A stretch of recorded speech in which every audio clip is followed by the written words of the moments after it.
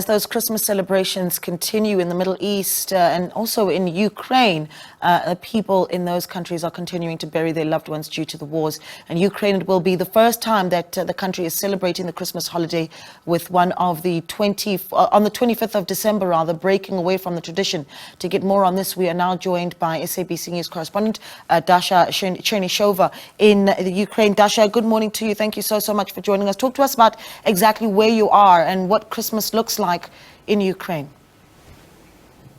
Well, I am in Moscow, and in Moscow you can definitely say that Russians do not celebrate Christmas on the 25th of December, and that used to be the tradition in Ukraine as well, with the Orthodox part of Christianity celebrating Christmas on the 7th of January, in line with the calendar that many Orthodox people have. So in Russia there has been a very negative reaction to what Ukraine shifting the celebration to the 25th of December. With the Kremlin spokesman back then when this decision was discussed, saying that that was bacchanal and insanity. So Moscow was expecting when Ukraine will also shift towards English as an official state language. So definitely we understand that if Ukrainians decide to celebrate Christmas on the 25th of December, it is very likely that the decision is being made under the influence from the West. Speaking of the Ukrainians themselves, now what we see here from Russia is that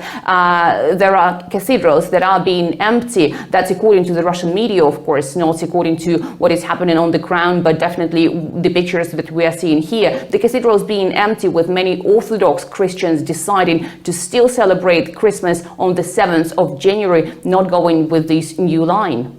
Very, very interesting that, right? But let's talk a little bit about what tensions are looking like, particularly at this point, if we're seeing any sort of ceasing to the violence as Christmas is then celebrated.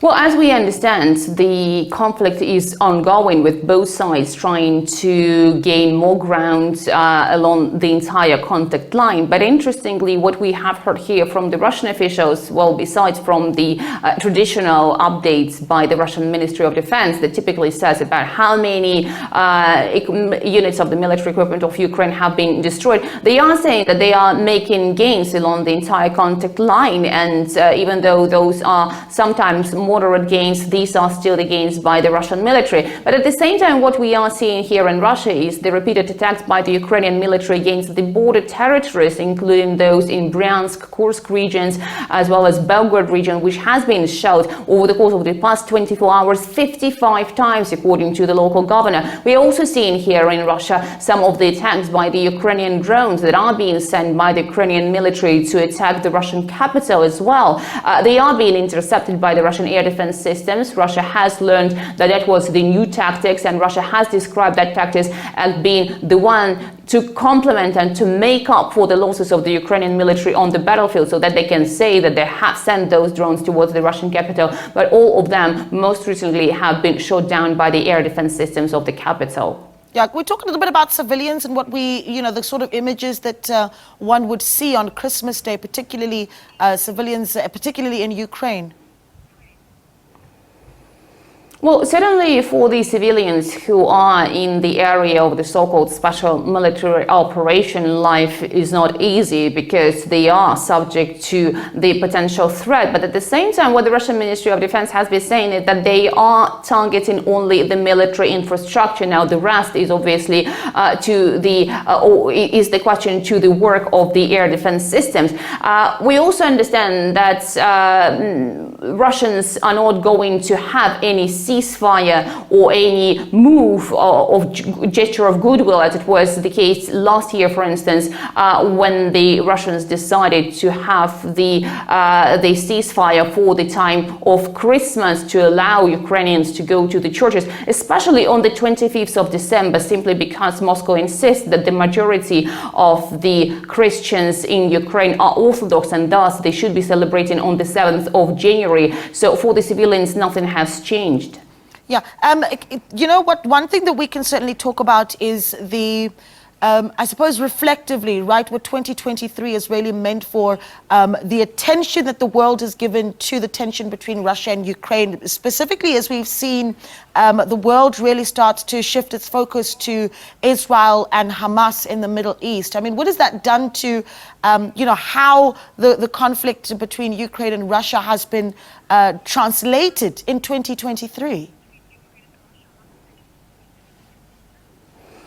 Well, for most parts of the year, that is until October, until the 7th of October 2023, the conflict has taken the center stage, and we understand the Western support has been relentless for Ukraine to all those military packages of aid that have been supplied to Ukraine. Moscow's position has remained unchanged, that Moscow will still aim to achieve the goals of what it describes as a special military operation in Ukraine. We have seen several attacks by the Ukrainian drones that have not been intercepted in due time, and those drones hitting the several buildings inside the Russian capital. For instance, Moscow City, the skyscrapers there have been several residential buildings. There have been drones, the debris of those drones shattering down in the residential areas. So over the course of the year, we have seen the Ukrainian military trying to stage their counteroffensive that has, according to Moscow, been unsuccessful and repelled by the Russian military, and Ukraine trying to attack the Russian capital as well as the bordering regions with drones. Now, look, in May, we have seen an attack by Ukrainian drones against the Kremlin. So all those attacks by the Ukrainian drones have been seen in Moscow as the attempts to make up for the failures on the battlefield. But as things stand now, obviously, Ukrainian conflict has gone not to the central stage of the international attention, with the war between Israel and Hamas taking the centerpiece. But we also understand that the West stands by Ukraine, and even though there are discussions about the further military assistance to Ukraine, Russia's position here is unchanged, that Moscow will achieve the goals of what it describes as special military operation in Ukraine, and the negotiations are still possible according to Moscow's rhetoric, but only to achieve the goals of the Russian government. Yeah, I think we certainly could leave it there. Perhaps just as we wrap up, though, one thing that we saw is since the beginning of the war between Ukraine and Russia, one thing that we have been talking about a lot is how civilians are moving, trying to get out of Ukraine. I mean, is that movement still happening at this time during the festive season? Do you still have people really wanting to escape and get to safer places?